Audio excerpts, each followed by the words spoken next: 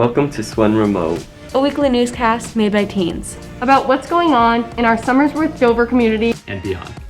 We are SWEN. We are SWEN. We are SWEN. Hi, my name is Elsa, and I'll be your host for this episode of SWEN Remote.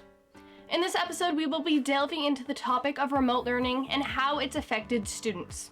We decided to go straight to our peers to ask them questions about this new virtual form of education.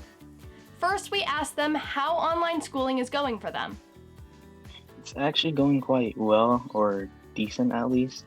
Like, I'm doing fine with most of my courses. Like, on a scale of 1 to 10 on how difficult it is, I guess I'll give it a 5 because most of all, not to be personal, but I kind of miss being with like most friends and all. I'm just with my computer, but yeah, things are going pretty well at the moment. A little bit rough. It was more difficult at the beginning, but I think that as the time goes on, I've adjusted a lot better to it. And it is a little difficult at some times to like get the motivation to do all the things, but overall, I think it's improving with time. I really don't like online school. I feel like everything is much harder to get done and it's harder to learn the things that are being taught to you. I'd say that it's going decently well, no different than an average school year would be for me. There are some struggles here and there, but it's things that would be a struggle either way. It's alright, it's not great, but it's also not terrible because I can just like do my work in my own time and it's nice to be in my house, but I don't like it as much as normal school. Easier than I thought right now compared to how it was when we first started last year when it was an emergency. For me, many of my teachers, in fact all of my teachers, are understanding about this situation and they're able to help me. Oh, it's going, you know. I mean, I think it's as normal as it can be, despite the circumstances. I'm just trying to get through one day at a time. Then we asked them about their workload. The workload is fine.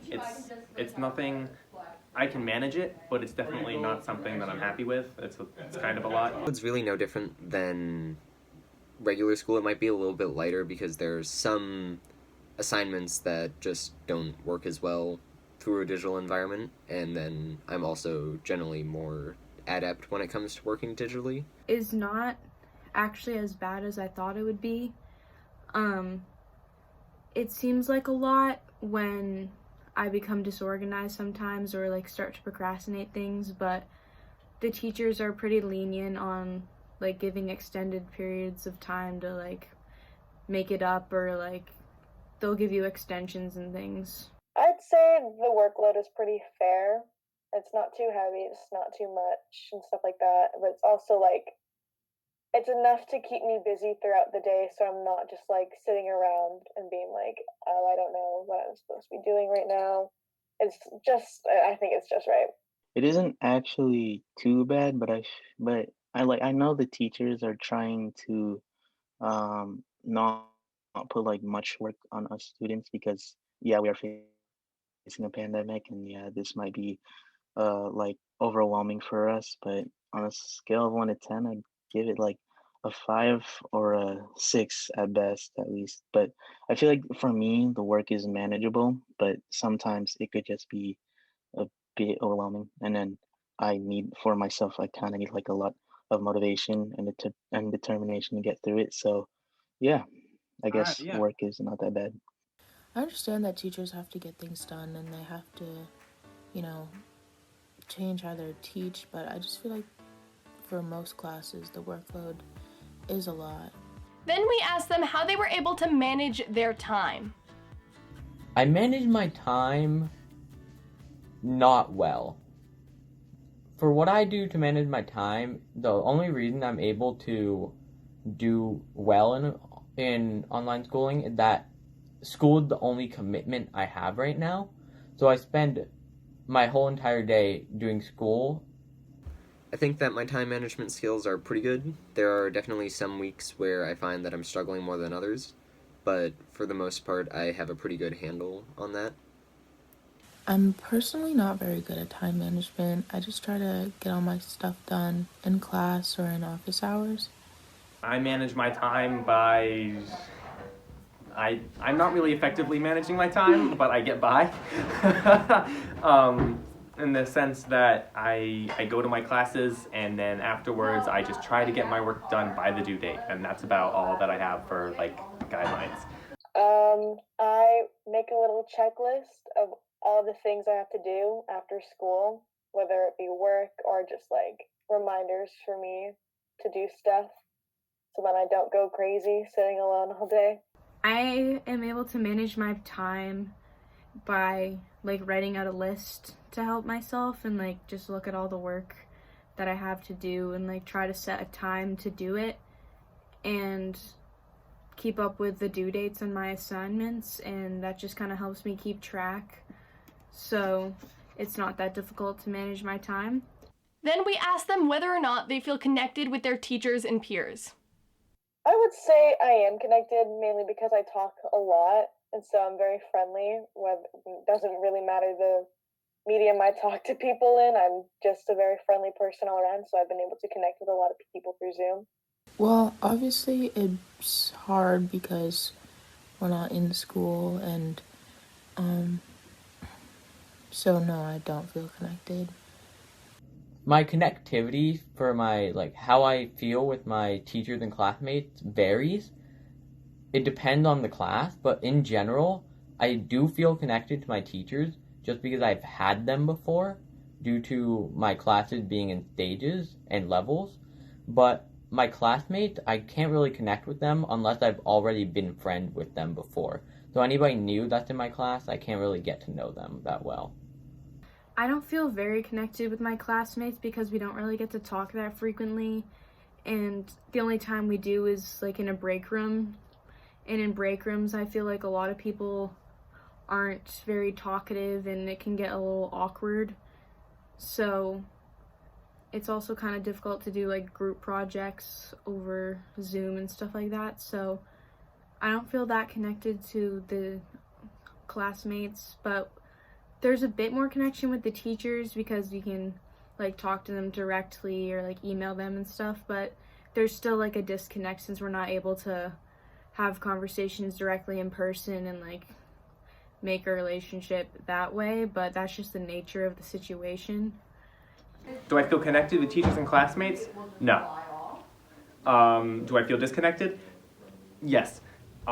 There's no way to describe that other than that I'm not connected with anyone at all. There's no reason for me to be connected. My advisor's pretty cool about it though, because she makes sure to interact with each individual in their advisory, which is really cool. So my advisor's a good exception. I like her. I think that with classmates, it depends. There are some friends who I maintain an effort to stay connected to, my close friends mainly, but they aren't necessarily classmates in all of my classes. With most of the other students, I find that there's very minimal interaction. With one of my classes, which is more discussion-based, there's definitely more interaction and connection there. And I generally try to maintain a connection and interact and engage with my teachers and just, be involved in class. But for most students, I would say there's very little, if any, connection. So I feel connected with most of the students and teachers that I meet, but sometimes it often feels like I always meet them like all the time. Like sometimes I don't meet with like other classmates or like other teachers. And, like no offense, I really like the classmates and teachers that I interact with a lot in class, but sometimes I just feel disconnected to like everyone else. Lastly, we ask them what changes they've made to their personal lifestyle because of remote learning. Online school has changed my personal lifestyle because there's like a lot more free time I feel like now, because especially with the period in the middle of like flex and lunch, I'm able to I really don't have that much homework at night because I'm able to complete most of it during the day, so it gives me more time to do self-care and things like that. And it's also changed my sleeping habits, since now the school starts later, I'm able to get more sleep, and I think that's pretty beneficial.